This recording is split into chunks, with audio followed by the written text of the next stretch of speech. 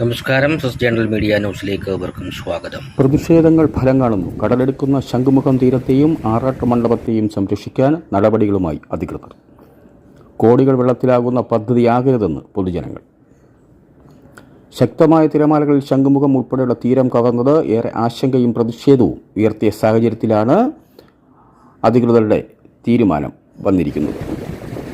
ശംഖുമുഖം വിനോദസഞ്ചാര കേന്ദ്രത്തെ ജിയോ ട്യൂബുകൾ സ്ഥാപിച്ച് സംരക്ഷിക്കാനും ശ്രീ പത്മനാഭസ്വാമിയുടെ ആറാട്ട് നടക്കുന്ന കൽമണ്ഡപത്തെ ജിയോ ബാഗുകളിൽ മണൽ നിറച്ച് സംരക്ഷണ ഭിത്തി നിർമ്മിച്ച് സംരക്ഷിക്കാനുമാണ് ആലോചിക്കുന്നത്. ഇതനുസരിച്ച് ആറാട്ട് മണ്ഡപം സംരക്ഷിക്കാൻ അടിയന്തര പ്രവൃത്തികൾക്കുമായി 35 ലക്ഷവും പൂന്തറ മുതൽ ശംഖുമുഖം വരെ തീരത്ത് ജിയോ ട്യൂബുകൾ സ്ഥാപിക്കാൻ 190 കോടി രൂപയുമാണ് അനുവദിച്ചത്.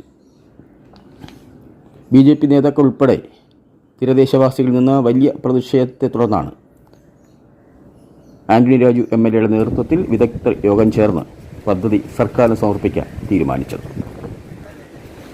പ്രശസ്തമായ കൽമണ്ഡപത്തെ കടലാക്രമണത്തിൽ നിന്നും സംരക്ഷിക്കാനായി 100 കിലോമീറ്ററിലധികം നീളത്തിൽ സംരക്ഷണ ഭിത്തി നിർമ്മിക്കും.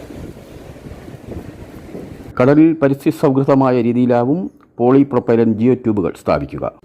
കര നിലനിർത്തുന്നതിനൊപ്പം മത്സ്യങ്ങൾക്ക് അനുയോജ്യമായ ജൈവ പരിസ്ഥിതിയും സ്ഥാപിക്കുകയാണ് ലക്ഷ്യം. പദ്ധതി നടപ്പിലാക്കിയ ശേഷം ആവശ്യമെങ്കിൽ പുലിമുട്ടുകൾ സ്ഥാപിക്കുന്നതും അധികൃതർ പരിഗണിക്കുന്നുണ്ട്.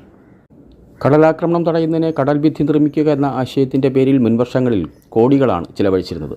ഇത് ഫലം കാണാത്തത് മാത്രമല്ല, അഴിമതി ആരോപണങ്ങളും ഉയർന്നിരുന്നു. ഈ സാഹചര്യത്തിലാണ് കോടികൾ വെള്ളത്തിലാകുന്ന പദ്ധതി ആകരുത് എന്ന് പൊതുജനങ്ങൾ ആവശ്യപ്പെടുന്നത്. ശംഖുമുഖം തീരത്തിൻ്റെ വലിയൊരു ഭാഗം തിരമാലകൾ കവർന്നതോടെ വിനോദസഞ്ചാരികൾക്ക് കർശന നിയന്ത്രണങ്ങളും ഏർപ്പെടുത്തിയിരിക്കുകയാണ്.